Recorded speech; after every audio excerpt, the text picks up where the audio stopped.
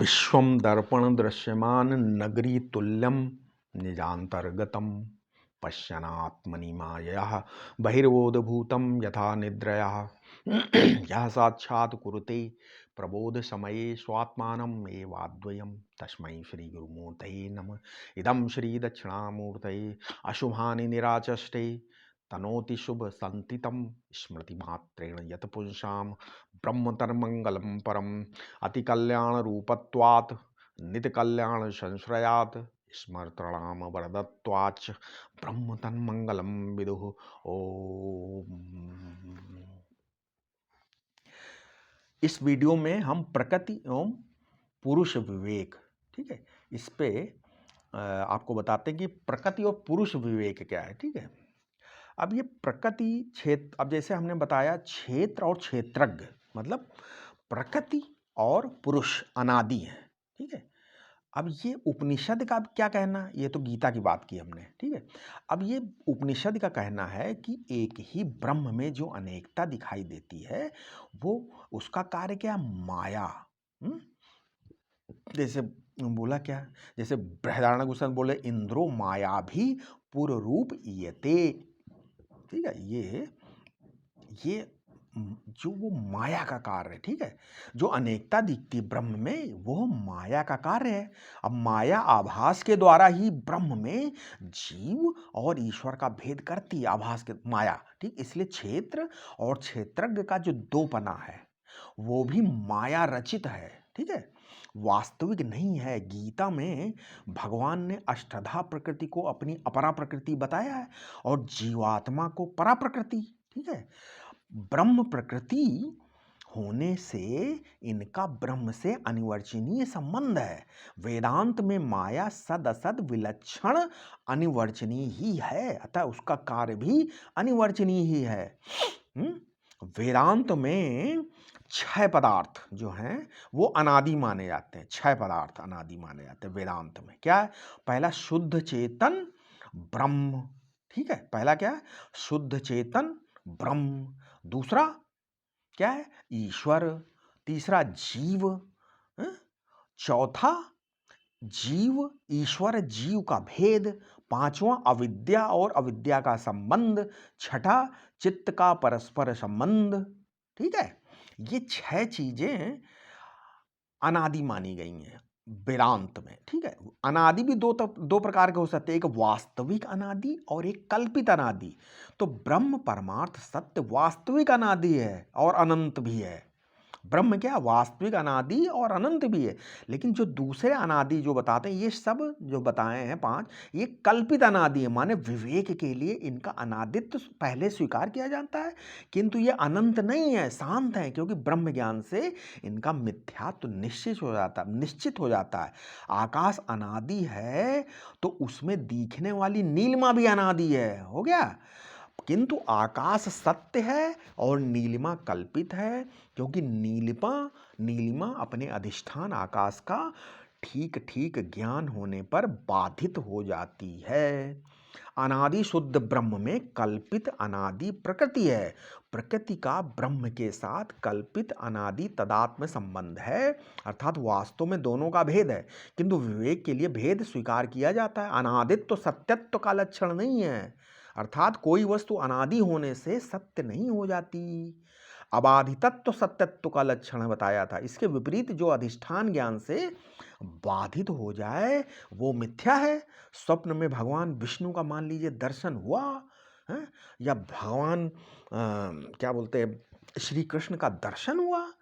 अब ये भगवान विष्णु अनादि नित्य सत्य लगे, जागने पर पता लगा कि वो मूर्ति तो मन के संस्कार से उत्पन्न हुई थी, अतः वो दर्शन और उसके विष्णु भगवान क्या हो गए, बाधित हो गए कि नहीं हो गए जगने पर। तो ब्रह्म अनंत है और स्वप्रकाश है, स्वयं प्रकाश की प्रकृति है देखना, और अनंत की प्रकृति है पूरा पूरा देखा न जाना। अतः जब ब्रह्म अपने आप को ही देखता है तो पूरा न दिख पाने के कारण उसी में अनंत में शांत की कल्पना हो जाती और एक से अनेक दिखने लगता है। वेदांत में जो प्रकृति है उसको कहते हैं अव्याकृत। ठीक है, उसको कहते हैं अव्याकृत। मतलब सृष्टि में जितनी आकृतियां, उनका मूल अव्याकृत। आकृतियां जिस मूल धातु में गढ़ी गई हैं उस धातु का नाम है अव्याकृत। वेदांत में ये ब्रह्म की सबीज अवस्था है। ठीक है, माया भी मान लो अव्याकृत का ही नाम, माया। माया भी प्रकृति का ही नाम है। जड़ता के संदर्भ में जो प्रकृति है, चेतनता के संदर्भ में वही माया है। दोनों त्रिगुणमयी हैं, किंतु माया पुरुष के आश्रित है, जबकि प्रकृति स्वतंत्र है। प्रकृति स्वयं परिणामी है। माया पुरुष को ही अनेक रूप दिखाती भर है। स्वयं की परिणमता भी प्रातीतिक ही है, वास्तविक नहीं। प्रकृति पुरुष से पृथक सत है, किंतु वेदांत में प्रकृति अर्थात माया सद असद विलक्षण अनिवर्चनीय है। वेदांत में जो वेदांत के प्रक्रिया ग्रंथों में माया के 3 रूपों का वर्णन है। पहला शुद्ध सत्व गुण युक्त माया, मलिन सत्व गुण युक्त अविद्या एवं तमो गुण प्रधान प्रकृति। समझ में आया? अब माया भी अव्याकृत का ही नाम बताया। सांख्य में प्रकृति जड़ सत्ता है जो सबीज संस्कार युक्त है। संस्कार के अनुसार उसमें अंकुर परिणाम होते हैं, किंतु चेतन सबीज नहीं हो सकता। चेतन तो सबीज निर्बीज का साक्षी है। चैतन्य अनेकाकार भी नहीं हो सकता, अन्यथा उसका उस अनेकता का साक्षी कौन होगा? अतः चैतन्य में न परिणाम हो सकता है और न विकार, तथा चैतन्य को सृष्टि की अनेकता का मूल जानना केवल माया के द्वारा ही संभव हो सकता है। माया माने जादू।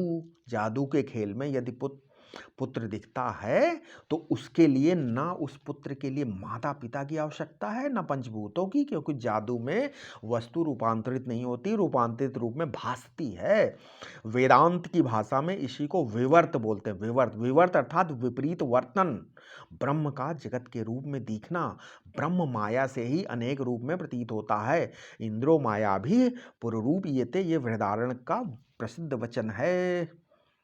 सृष्टि के प्रकार भेद का जो मूल हेतु है उसका नाम प्रकृति है, और प्रकृति के समस्त प्रकार भेदों के मूल में अधिष्ठान रूप से, व्यापक रूप से विद्यमान चेतन का नाम पुरुष है। प्रकृति जड़ता का मूल है तो पुरुष चेतनत्व का। पुरुष प्रकृति अध्यस्त है पुरुष में, अतः प्रकृति बाध्य है। ये दोनों अनादि हैं। पुरुष परमार्थ अनादि और प्रकृति कल्पित अनादि। ब्रह्म में इन पुरुष प्रकृति की प्रतीति एवं भेद माइक हैं, आविद्यक हैं, प्रकृति के विकार हैं। क्या है? प्रकृति के विकार हैं पंचभूत, इंद्रिय, मन, विषय, अहंकार, महातत्व, अव्यक्त।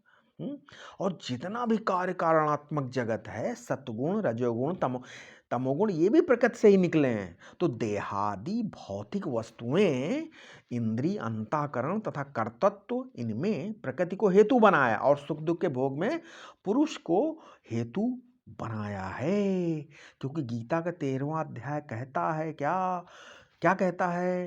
कहता है कार्य करण कर्तृत्व हेतु प्रकृति रुच्यते, पुरुषः सुख दुखानाम भोक्तृत्व हेतु रुच्यते। गीता 13:20। समझ में आया? कहने का मतलब देहादि भौतिक वस्तुएं, इंद्रिय, अंतःकरण तथा कर्तृत्व, इनमें प्रकृति को हेतु बनाया और सुख दुख के भोग में पुरुष को हेतु बनाया। अब पुरुष में कर्तापन कर्मेंद्रियों की उपाधि से आता है। हाथ की उपाधि से कर्तापन, तो पाद की उपाधि से गंतापन, ज्ञानेंद्रियों की उपाधि से ज्ञातापन आता है। मन की उपाधि से आनुकूल्य प्रातिकूल्य का ज्ञातापन आता है। बुद्धि की उपाधि से धर्माधर्म का ज्ञातापन आता है। चित्त की उपाधि से स्मार्तपन, अहंकार की उपाधि से अहमता आती है। स्थूल देह की उपाधि से जागृत स्वस्थ का अभिमान, जागृत अवस्था का अभिमान आता है। स्थूल देह होता कि नहीं आता? और व्याधि का अभिमान आता है, वर्ण का अभिमान आता है। सूक्ष्म देह की उपाधि स्वप्नावस्था का अभिमान आता है।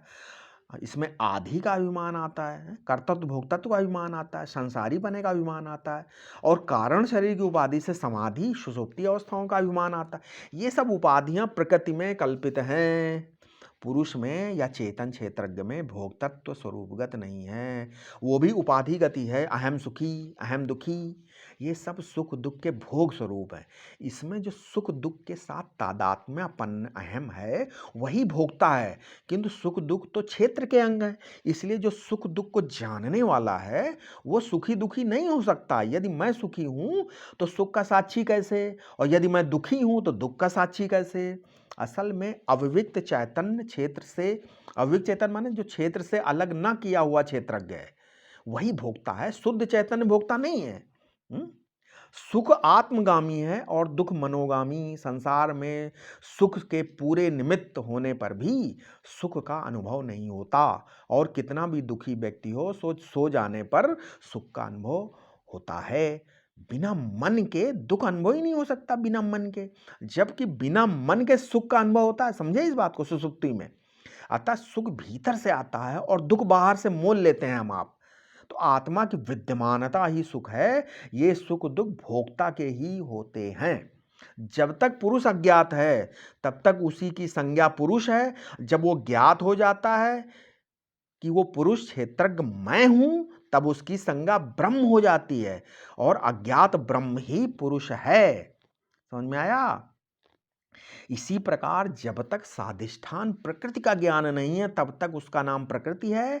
साधिष्ठान प्रकृति का ज्ञान होने पर उसका नाम प्रतीति हो जाता है, माया हो जाता है।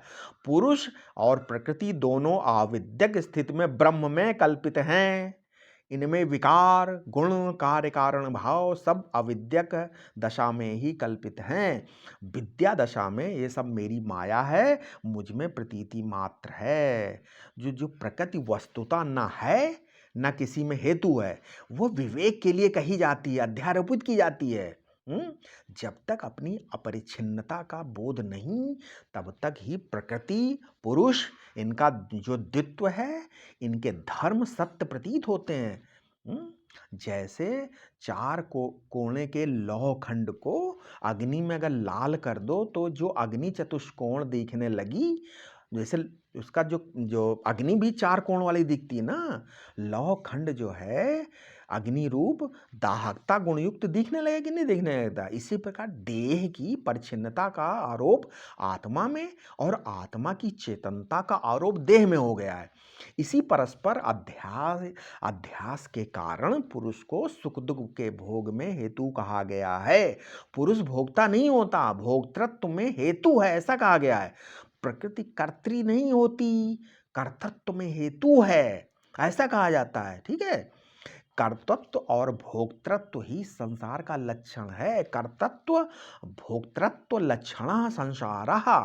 ज्ञान से यही संसार निवृत्त होता है। भूत भौतिक प्रपंच तो ऐसे ही इंद्रियों के समान बने रहते हैं। ठीक है, क्षेत्रज्ञ का स्वरूप वस्तुता न करता है न भोक्ता, ये उसका औपाधिक धर्म है। ज्ञान से बस यही जाना जाता है कि क्षेत्रज्ञ में क्षेत्र मिथ्या है और ज्ञान और छेद मिथ्या और ज्ञान सत्य है। मिथ्या क्षेत्र की मिथ्या उपाधियां सत्य ज्ञान स्वरूप मुझ आत्मा को परिच्छिन्न नहीं कर सकती।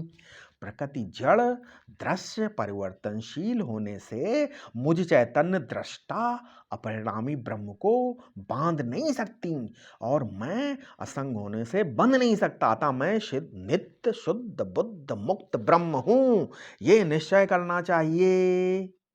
ठीक है, अब चलो अभी आगे चलते हैं। ये तो आपने बता दिया, समझ में आया प्रकृति और पुरुष विवेक। अब देह त्रय साक्षी विवेक करते हैं। दूसरा एक और विवेक है, देह त्रय साक्षी विवेक। मतलब स्थूल शरीर, सूक्ष्म शरीर और कारण शरीर का विवेक करते हैं। अब ये जो स्थूल शरीर क्या है? स्थूल शरीर में क्या है? पहला इसमें बोला, जैसे बृहदारण्यक उपनिषद श्रुति क्या बोलती, आत्मा वारे द्रष्टव्य। इस श्रुति में क्या संकेत है कि अनात्मा जो है न द्रष्टव्य, अनात्मा न द्रष्टव्य, मतलब आत्मा व द्रष्टव्य, ये मतलब हुआ। अर्थात पहले अनात्मा को, जो तुम नहीं हो उसको देखना बंद करो। पहले जो तुम नहीं हो यहां शुरुआत करो, देखना बंद करो। फिर आत्मा को शुद्ध सच्चिदानंद घन उसको देखो। तो तत्त्वमसि महावाक्य में यही त्वम पदार्थ के शोधन की प्रक्रिया है। हमने पहले जब शुरू में बताया था कि तुम प्रधान शोधन के अंदर ये सब क्षेत्रज्ञ विवेक है और प्रकृति पुरुष, उसी के अंदर देहत्रय साक्षी विवेक। तो सबसे पहले ये करना है कि जो तुम नहीं हो उसको देखना बंद करो पहले, फिर जो तुम हो, है ना, मतलब आत्मा को, अपनी आत्मा को शुद्ध सच्चिदानंद देखो। यही तत्त्वमसि महावाक्य में ये तुम शोधन की प्रक्रिया है, तुम पदार्थ के शोधन की। नाउ प्रकृति पुरुष का क्षेत्र का विवरण हमने किया अभी हमने। हुँ, तो अब ये आसान हो गया कि अब ये आपको समझ में आया कि नहीं यहाँ तक? हमें लगता है यहाँ तक समझ में आया होगा कि मैं ये शरीर नहीं हूँ और ना शरीर मेरा है, ये समझ में आ गया। ये शरीर प्रकृति का कार्य है, पंचभूतों का विकार है, माया का परिणाम है, ब्रह्म का विवर्त है, कुछ भी मानो। अतः ये दृश्य है, विकारी है, परिणामी है, विनाशशील है, जड़, ये समझ में आ गया? ये मैं कैसे हो सकता है? क्योंकि मैं दृश्य का, विकार का, परिणाम का, परिवर्तन का जानने वाला चेतन साक्षी हूँ। तो मैं हूं तभी इनका ज्ञान होता है, यदि मैं ना हूं तो इनका अस्तित्व ही प्रमाणित नहीं होगा। अब चलो, अब तीन तीन देह के तीन विभाग हैं, स्थूल शरीर, सूक्ष्म शरीर और कारण शरीर। भाई मुर्दा में जो शरीर उपलब्ध होता है वो स्थूल शरीर है। जीवित प्राणी में मुर्दे मुर्दे मुर्दे के शरीर में भी तो है शरीर, वो स्थूल शरीर है। और जीवित प्राणी में तीनों हैं, स्थूल सूक्ष्म कारण, तीनों शरीर रहते हैं। और ब्रह्मज्ञानी के शरीर में क्या होता है, स्थूल सूक्ष्म दो ही शरीर उपलब्ध होते हैं, उनका कारण शरीर नष्ट हो जाता है। समझ गया है? नहीं समझ आया? मुर्दे में केवल स्थूल शरीर होता है, जीवित प्राणी में क्या होता है, स्थूल सूक्ष्म कारण तीनों शरीर रहते हैं। लेकिन जो ब्रह्मज्ञानी होता है उसके शरीर में दो ही शरीर होते हैं, स्थूल और सूक्ष्म, उनका कारण शरीर नष्ट हो जाता है। अब स्थूल शरीर क्या होता है, अस्थि, मज्जा, मेद, मांस, रक्त, चर्म, त्वचा, ये 7 धातुओं से जिस शरीर की रचना होती वो स्थूल शरीर है। पैर बन गए, वक्षस्थल, भुजा, पीठ, मस्तक, सब नाम वाले तमाम अंग उपांग इस स्थूल के अवयव हो गए। ज्ञानेंद्रियों कर्मेंद्रियों के गोलक, अंतःकरण का पीठ मस्तिष्क, रक्त शोधन हृदय, नस नाड़ियों का स्थूल मंडल, हड्डी मांस रुधिर मलमूत्र, ये सब स्थूल शरीर के अंग हैं। अब ये जितने भी डॉक्टर हैं वो क्या करते हैं, ये लोग क्या करते हैं, शरीर की चीरफाड़ जांच करते हैं, ये स्थूल शरीर है। ये स्थूल शरीर दृश्य है तथा पंचीकृत पंच महाभूतों का विकार है। इसके प्रत्येक अवयव में पांचों भूत पृथ्वी जल अग्नि वायु आकाश मिले हुए हैं। पंचीकरण में चूंकि एक एक तत्व के 5-5 भाग हो जाते हैं, अतः कुल 25 तत्वों का ये माना जाता है स्थूल शरीर। ठीक है, इस स्थूल शरीर में जितना भाग कठोर है उसमें पृथ्वी तत्व की प्रधानता है, जितना भाग द्रव्य रूप है उसमें जल तत्व की प्रधानता है, जितना ऊष्मा है ये उसका कार्य है, ये अग्नि तत्व का है, और जितनी गतिशीलता है उसमें वायु तत्व प्रधान है, और जितना पोल या शून्य स्थान है उसमें आकाश तत्व की प्रधानता है। ठीक है, मनुष्य का स्थूल शरीर अपने हाथ के परिणाम से 3.5 हाथ का है। ये मोटा हो, पतला, गोरा, काला, स्त्री पुरुष लिंग वाला हो सकता है। इसी की उत्पत्ति, वृद्धि और मृत्यु होती। इसको ब्राह्मण, क्षत्रिय, वैश्य, शूद्र, वर्ण, ब्रह्मचारी, गृहस्थ, वानप्रस्थ, सन्यासी, स्थूल शरीर, यही सबका स्थूल शरीर होता है। यही हिंदू है, यही मुसलमान, यही ईसाई, इसी की पूजा प्रतिष्ठा मान अपमान इसी का होता है। स्त्री पुत्र के सारे संबंध इसी स्थूल शरीर से होते हैं। जागृत अवस्था का सारा व्यवहार इसी स्थूल शरीर के द्वारा संपन्न होता है, तथा मनुष्य इसी स्थूल शरीर में मैं और मेरा भाव करता है। अज्ञानी इस भाव को सत्य समझकर अपने शुद्ध स्वरूप को भूलकर तद्रूप हो जाता है। ज्ञानी अपने शुद्ध स्वरूप को समझता है, अतः उसके व्यवहार में स्थूल शरीर में मैं मेरा का भाव रहता हुआ भी उसको मिथ्या प्रतीति समझता है। वह उस भाव और व्यवहार से असंग बना रहता है। पंचभूतों में स्थूल आकृतियों का भेद क्यों हुआ? इसका कारण इस शरीर में रहने वाले कर्ता भोक्ता जीवात्मा का पूर्वकृत कर्म संस्कार है। लौह चूर्ण में चुंबक जैसे अपनी शक्ति आदि के अनुसार चूर्ण कणों को अपने साथ चिपका लेता, उसी प्रकार पंचभूतों को जीवात्मा अपनी वासनाओं के अनुसार अपने साथ संबद्ध कर लेता है। ये स्थूल शरीर जीवात्मा का भोगायतन है। जैसे गृहस्थ घर में रहता है वैसे ही जीवात्मा इस स्थूल, विवेक चूड़ी में इसका वर्णन है इस तरीके कि जैसे गृहस्थ घर में रहता वैसे जीवात्मा स्थूल शरीर में रहता है। जैसे घर ईंट पत्थर लोहा सीमेंट लकड़ी उन्हीं का है, और उन्हीं का है। घर किसका है देखा है तो ईंट पत्थर लोहा लकड़ी का ही है। गृहस्थ केवल व्यवहार के लिए उसे बोलता है ये मेरा है। उसी प्रकार ये स्थूल शरीर पंच महाभूतों से बना है, अतः उन्हीं का है। जीवात्मा को तो भोगायतन होने के कारण इसको व्यवहारता मेरा कहता है। मैं तो ये है ही नहीं, मैं तो ये नहीं है ना। जब तक ये शरीर हमारा कहना नहीं मानता, इसका ह्रास विकास हमारी इच्छा के अनुसार नहीं होता है, अपितु पंचभूतों के नियमों के अनुसार ये शरीर बूढ़ा होता है, बढ़ता है। तब ये शरीर तुम्हारा कैसे, तुम्हारा तो बात ही नहीं मानता है, तुम्हारी बात मानता है? तुम अभी बोलो मैं जब बूढ़ा ना हूं, मैं 5 बरस को हो जाऊं, नहीं। इसका मतलब ये पंचभूत अपने नियमों के अनुसार चल रहे हैं। तो ये पांचों भूतों का आपका कहां से हो गया? जिसकी जो वस्तु है उसको सुपुर्द कर दो भाई, ये वस्तु है, दे दो पंचभूतों को। पर ये 25 तत्वों का संघात, ये स्थूल शरीर मैं नहीं हो सकता, क्योंकि संघात किसी दूसरे के लिए होता है। बोला जाता है ऐसा कि संघातस्य परार्थत्वात्, ठीक है। ये शरीर आत्मा के लिए है, किंतु आत्मा नहीं है।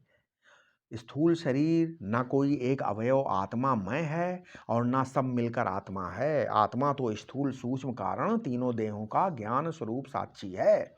इसलिए कर्ता भोक्ता संसारी परिच्छिन्न जो जीवात्मा है वो भी सूक्ष्म शरीर और कारण शरीर वाला ही है, क्योंकि जन्मांतर में जो स्थूल शरीर तो यहीं रह जाता है और सूक्ष्म कारण शरीर को ही साथ लेकर जीवात्मा देहांतरण को प्राप्त होता है।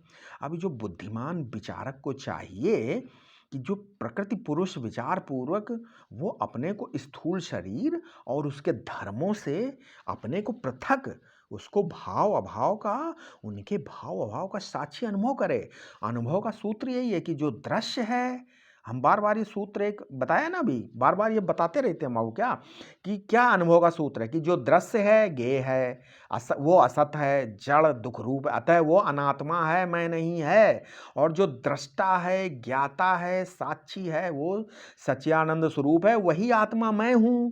मैं सबके भाव अभाव का साक्षी हूं, अतः मैं शुद्ध ज्ञान स्वरूप हूं। ठीक है। स्थूल शरीर दृश्य है, जड़ है, उसके 6 भाव विकार हो सकते हैं,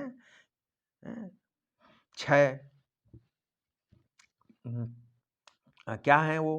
पहले बोलते हैं पहले जायते मतलब उत्पन्न हुए, फिर अस्ति उत्पन्न होकर अस्तित्व में आना, बाल युवा वृद्ध आदि परिणाम प्राप्त होना, विपरिणमिते हो सकता है, फिर बढ़ना वर्धते, वृद्ध होकर क्षयी होना, अपक्षीयते, और अंत में मर जाना विनश्यति। ठीक है। आत्मा इन 6 भाव विकारों का साक्षी है, वो उत्पन्न नहीं होता, उत्पत्ति का साक्षी है, अतः उत्पत्ति से पूर्व विराजमान है। वो शरीर के वर्धन परिणाम क्षय और विनाश का साक्षी है, अतः वो सब काल में है। जैसे मोबाइल का इस दृष्टा या इस घट का दृष्टा घट से पृथक है, उसी प्रकार ये स्थूल शरीर का दृष्टा स्थूल शरीर से पृथक है। इस स्थूल शरीर और इसकी जागृत अवस्था को जो अभिमानी है उसको विश्व कहते हैं। ठीक है। किंतु आत्मा विश्व से भी विलक्षण है। इसका विवेक हम आगे देखेंगे, अवस्थात्रय साक्षी विवेक में देखेंगे, ये विश्व वाला विवेक। ठीक है। स्थूल शरीर क्रिया भोग प्रधान है, अतः इसकी शक्ति रजोगुण है। अब दूसरा सूक्ष्म शरीर क्या है? ठीक है। सूक्ष्म शरीर की ज्ञान कर्मात्मक चेष्टाओं में हेतु है, वे पंच महाभूत हैं, परंतु वे अपने तन्मात्राओं से बने सूक्ष्म शरीर के माध्यम से ही इसमें चेष्टित करते हैं। वो सूक्ष्म शरीर स्थूल शरीर की स्थिति पोषण और लय में कारण है। वासनाएं, शक्तियां, कर्तत्व, भोक्तत्व, अभिमान, इन सब का हेतु अज्ञान अविद्या इसी सूक्ष्म शरीर में रहते हैं। और जो जन्मांतरण और देहांतरण का हेतु भी यही सूक्ष्म शरीर है। इसलिए भगवान शंकराचार्य ने सूक्ष्म शरीर को लिंग शरीर और पुर्यष्टक नाम दिया है। उन्होंने पुर्यष्टक नाम भी दिया। उनके अनुसार सूक्ष्म शरीर के 8 अवयव हैं और उन कुल मिलाकर 22 तत्व उन्होंने बताए। ठीक है। अब इसमें तमाम है, कुछ लोग जो है 17 तत्व मानते हैं। उनके मत में अंतःकरण 2 है, मन और बुद्धि, तथा पंच तन्मात्मा, अविद्या, काम और कर्म की गिनती सूक्ष्म शरीर में नहीं करते वो लोग। तो कुछ लोग 27 तत्व मानते हैं, वे प्राण 10 मानते हैं। वेदांत विचार में गिनती का महत्व नहीं। आप ये जो गिनती हम बता रहे हैं, गिनती मत आप केवल इतना जानो जो हम बता रहे हैं कि ये 5 ज्ञानेंद्रियां, 5 कर्मेंद्रियां, पंच प्राण, अंतःकरण, चातुष्ट, 5 तन्मात्राएं, अविद्या, काम और कर्म, इन सब का वर्णन प्रकृति पुरुष विवेक में हम कर चुके हैं ना। सूक्ष्म शरीर क्या होता है? अपंचीकृत पंचभूतों से बना है। ठीक है। तथा ये पुरुष के संपूर्ण व्यापारों का कारण है। अविद्या, काम और कर्म शरीर के रचना के निमित्त हैं। ठीक है। मैं सुनता हूँ, मैं छूता हूँ, मैं देखता हूँ, रस लेता हूँ, सूंघता, ये ज्ञान चेष्टा है। मैं बोलता हूँ, लेता देता हूं, मैं मूलभूत त्याग कर, ये कर्म चेष्टाएं। शरीर की सभी ज्ञात अज्ञात क्रियाएं मन के संकल्प विकल्प, बुद्धि के निश्चय अनिश्चय, चित्त के चिंतन, अहंकार के सभी प्रकार के अभिमान, शब्दादि विषयों का ज्ञान, उनके प्रति राग द्वेष, उनके प्रति वासनाएं, ये सब अपने ब्रह्मत्व का ज्ञान है। ये सब सूक्ष्म शरीर के धर्म है। ठीक है, अब यहाँ विचार ये करना चाहिए कि स्थूल शरीर की भांति सूक्ष्म शरीर के अवयव भी दृश्य हैं, गेय हैं, और मैं इनका दृष्टा ज्ञाता हूँ। अतः मैं सूक्ष्म शरीर से भिन्न ज्ञान स्वरूप साक्षी हूँ। इसके धर्म मेरे धर्म नहीं हैं, प्रकृति के गुणों और पंचभूतों के हैं। अपने ब्रह्मत्व के अज्ञान से उत्पन्न होने वाले जो जीव धर्म हैं, जैसे कि मैं पापी पुण्यात्मा हूँ, सुखी दुखी हूँ, लोक परलोक में आने जाने वाला हूँ, इस शरीर में हूँ इत्यादि, ये सब अज्ञान और इंद्रिय या अंतःकरण के सहयोग से उत्पन्न होने की वजह से सूक्ष्म शरीर के ही धर्म हैं, मुझ साक्षी आत्मा के नहीं। सत्व रज और तम के जो सात्विक राजस तामस विकार हैं, वे भी सूक्ष्म शरीर के धर्म हैं, साक्षी आत्मा के नहीं। अतः मैं साक्षी न कभी गुण के बंधन में था, साक्षी न कभी गुणों के बंधन में था और न कभी उनसे मुक्त होऊंगा, क्योंकि मैं तो नित्य मुक्त हूं। साक्षी में कर्तृत्व, भोक्तृत्व, परिच्छिन्नत्व और संसारित्व औपाधिक हैं। ठीक है, कर्तृत्व भौतिक तो कभी भी सिद्ध नहीं होते, न जड़ में और न चेतन में। ये दोनों के आध्यासिक स्वरूप में ही है। ज्ञान होने पर अध्यास निवृत्त हो जाता है और उपाधि मिथ्या अनुभव हो जाती है। उस समय प्रातीतिक कर्तृत्व भोक्तत्व चिद्विलास मात्र रह जाते हैं भाई। ठीक है, कर्मेंद्रिय की उपाधि से कर्तापन है और ज्ञानेंद्रियों की उपाधि से ज्ञातापन है, मन की उपाधि से भोक्तापन है और सूक्ष्म शरीर की उपाधि से संसारित्व है और स्थूल सूक्ष्म देह के अधिष्ठान एवं साक्षी के एकत्व के अज्ञान से परिचिन्नत्व है। साक्षी स्वरूप से नित्य मुक्त है। ये सूक्ष्म शरीर संपूर्ण देह में व्यापक है। ये वेदांत शास्त्र की प्रक्रिया। ठीक है, हम मानते हैं कि ये पूरा शरीर पूरे शरीर में व्यापक है, स्थूल शरीर, इसलिए ये वेदांत शास्त्र की प्रक्रिया। अतः जीवात्मा अपने सूक्ष्म शरीर की आकृति स्थूल देह जैसी ही मानता है। ठीक है, मरने के बाद इसी सूक्ष्म शरीर से पूर्व के स्थूल शरीर के द्वारा किए गए पाप पुण्यों का फल भोगता है। तदनंतर कर्मवशात जिस स्थूल योनि को प्राप्त करता है, उसी आकृति को तदात्म से प्राप्त हो जाता है। समझ में आ गया? सूक्ष्म शरीर का उपलब्धि स्थान स्वप्नावस्था है। उस समय स्थूल शरीर को शैया पर पड़ा रहता है, नहीं पड़ा रहता है। स्वप्नावस्था में क्या स्थूल शरीर पड़ा रहता है, मतलब आपके बेड पे, और जीवात्मा केवल उसी सूक्ष्म शरीर के आधार पर संपूर्ण जागृत सृष्टि जैसी स्वप्नी रच लेता है, नहीं रच रहा है। उस समय इसके भोग भी स्वाप्नविक हैं, सूक्ष्म भोग हो जाते हैं। जागृत अवस्था का जो अभिमानी विश्व था वो भी वहीं रहता है, वहाँ नहीं रहता है। स्वप्न के अभिमानी को बोलते हैं तेजस, और स्वप्न में सब कुछ ज्ञानात्मक होने से उस समय उसकी शक्ति सत्वगुण है। ठीक है, आत्मा इस तेजस से विलक्षण है। किंतु जागृत अवस्था का जो साक्षी है, यहाँ ये समझना है कि जो जागृत अवस्था का जो साक्षी है वही स्वप्न अवस्था का भी साक्षी है, साक्षी दो नहीं है, ये यहाँ समझिए। ठीक है, अब आप विचार कीजिए कि क्या आप कुछ कर रहे हैं, क्या कुछ भोग रहे हैं, क्या जान रहे हैं, क्या अभिमान कर रहे हैं? नहीं, सब कुछ अपने आप हो रहा है कि नहीं? गुणों में वर्त रहे हैं, गुणागुणेषु वर्तन, प्रकृति के गुण ही सब कर रहे हैं। अधिदेव अपने अध्यास को अधिभूत में प्रेरित कर रहे हैं। सांस चल रही, भूख लग रही, भोजन पच रहा है, शरीर का पोषण हो रहा है। जागृत स्वप्न सुषुप्ति आदि अवस्थाएं शरीर में आ रही जा रही, सुख दुख के अभिमान आपके अहम में जाग सो रहे हैं, ये सब हो रहा है कि नहीं? तो जो भी देहों में हो रहा है उसको आप तो बस देखिए, देखते रहिए, क्योंकि आप साक्षी हैं भाई। आप इसको देखो, होने दो जो हो रहा है। साक्षी का नाम काम तटस्थता से प्रकाशित करना मात्र है, वो किसी घटना में भागीदार नहीं होता है। अब तीसरा, कारण शरीर। स्थूल और सूक्ष्म दोनों शरीरों का बीज क्या है, अर्थात उसकी विविधता का निमित्त और मूल उपादान क्या है? पंचभूतों के विकार होने से दोनों शरीरों का मूल उपादान त्रिगुणमयी प्रकृति या अव्यक्त है। अच्छा, अव्यक्त के ही व्यक्त शरीर उत्पन्न होता है। शरीर की भिन्नता के हेतु पूर्व कर्मों और भोगों के संस्कार हैं।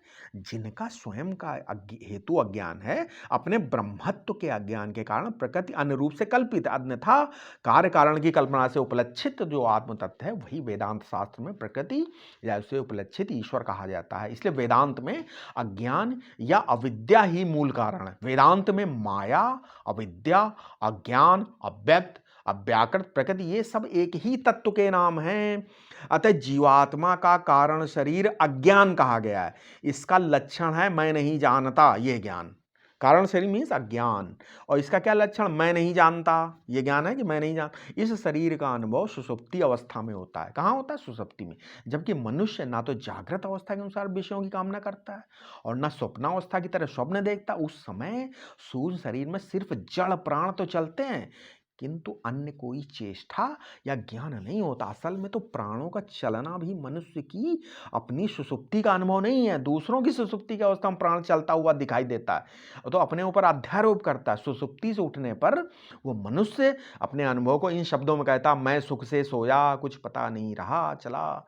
स्पष्ट है कि इन अवस्थाओं में उसे अज्ञान का कुछ भी पता नहीं का अनुभव किया। यह अज्ञान ही कारण है। उस समय अनुभव करता जो साक्षी स्वयं उपस्थित रहने पर भी जागने पर अपने भाव का वर्णन नहीं करता, बल्कि दृश्य के अभाव का वर्णन करता है। इस सुसुप्ति अवस्था से यह भी स्पष्ट होता है कि साक्षी भाव और अभाव दोनों का साक्षी, अभी तक हम बता रहे थे कि साक्षी भाव, तो सुसुप्ति में पता चलता है कि यह भाव और अभाव दोनों का साक्षी होता है, तथा भाव और अभाव दोनों का साक्षी एक ही होता है, क्योंकि जो जागृत और स्वप्न ने दृश्य को देखने वाला था, वही सुसुप्ति में उसके अभाव को भी देखने वाला होता है। यह अज्ञान जागृत स्वप्न में भी उपलब्ध होता है। लोग कहते हैं कि मैं ब्रह्म को नहीं जानता, मैं अमुक विषय को नहीं जान, ये न जानना ही कारण शरीर है। ठीक है, मैं साक्षी ब्रह्म हूं, ये न जानना मूल अज्ञान है, इसको मूला विद्या कहते हैं। मैं अमुक विषय को नहीं जानता, इस अज्ञान में विषय का ज्ञान है, इस अज्ञान को तूला विद्या कहते हैं। उपनिषद की क्या प्रतिज्ञा है कि एक विज्ञान से सर्व का विज्ञान हो जाता है। हो जाता है कि नहीं होता?